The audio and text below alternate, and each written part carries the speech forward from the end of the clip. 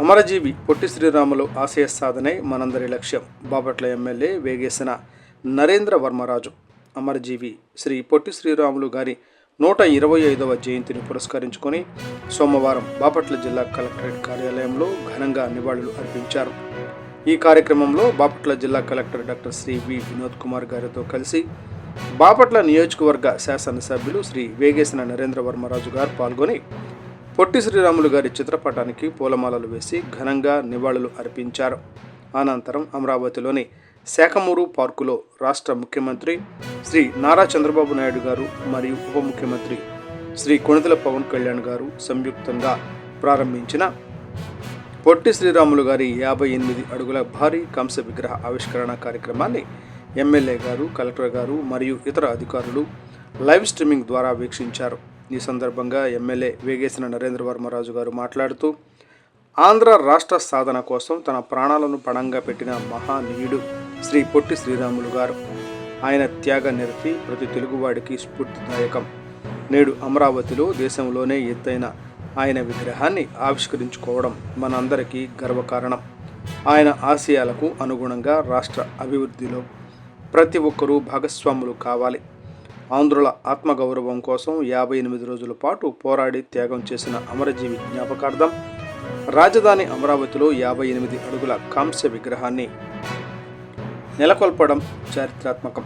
ఈ విగ్రహానికి మన గౌరవ ముఖ్యమంత్రి శ్రీ నారా చంద్రబాబు నాయుడు గారు స్టాచ్యూ ఆఫ్ సాక్రిఫైస్ త్యాగమూర్తి విగ్రహం అని పేరు పెట్టడం అత్యంత అభినందనీయం. ఈ పేరు ఆయన చేసిన మహోన్నత త్యాగానికి నిలువెత్తు నిదర్శనం. తెలుగు జాతికి ఒక ప్రత్యేక గుర్తింపు, రాష్ట్రం ఉండాలని 58 రోజుల పాటు ఆమరణ నిరాహార దీక్ష చేసి ప్రాణత్యాగం చేసిన ధన్యజీవి పొట్టి శ్రీరాములు గారు. ఆయన త్యాగం వల్లే ఈరోజు మనం ఒక రాష్ట్రంగా గర్వంగా నిలబడగలుగుతున్నాం.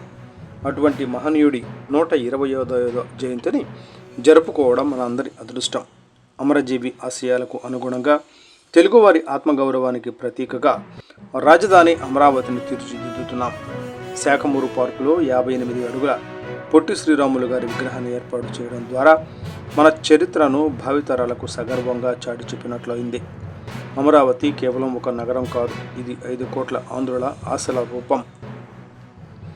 గౌరవ ముఖ్యమంత్రి శ్రీ నారా చంద్రబాబు నాయుడు గారు ఎప్పుడూ తెలుగు జాతి క్షేమాన్ని, అభివృద్ధిని కాంక్షిస్తారు.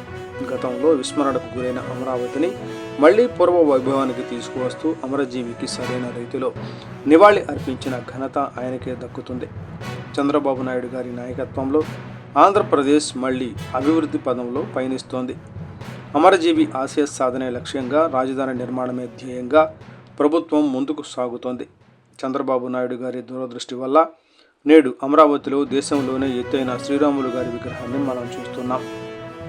గత ప్రభుత్వం అమరావతిని విస్మరించిన మళ్లీ కూటమి ప్రభుత్వం అధికారంలోకి రాగానే మన సంస్కృతిని, చరిత్రను గౌరవిస్తూ ఇటువంటి గొప్ప కార్యక్రమాలు చేపట్టడం సంతోషకరం. అమరావతి నగరం కేవలం భవనాల సముదాయం కాదు, అది తెలుగు జాతి వారసత్వానికి, పౌరుషానికి కేర్ ఆఫ్ అడ్రస్ అని ముఖ్యమంత్రి గారు మరోసారి నిరూపించారు. ఎమ్మెల్యే శ్రీ వేగేసిన నరేంద్ర వర్మరాజు గారు పేర్కొన్నారు. ఈ కార్యక్రమంలో ఆర్డీఓ పి గ్లోరియా, బీసీ సంక్షేమ శాఖ డిడి శివనాగేశ్వరరావు, సాంఘిక సంక్షేమ శాఖ డిడి సత్యనారాయణ, జిల్లా గిరిజన సంక్షేమ శాఖ అధికారి అబ్బులు, కలెక్టరేట్ ఏఓ మల్లికార్జునరావు పాల్గొన్నారు. అలాగే తెలుగుదేశం పార్టీ నాయకులు, ఆర్యవైశ్య ప్రముఖులు బూర్ల రామసుబ్బారావు,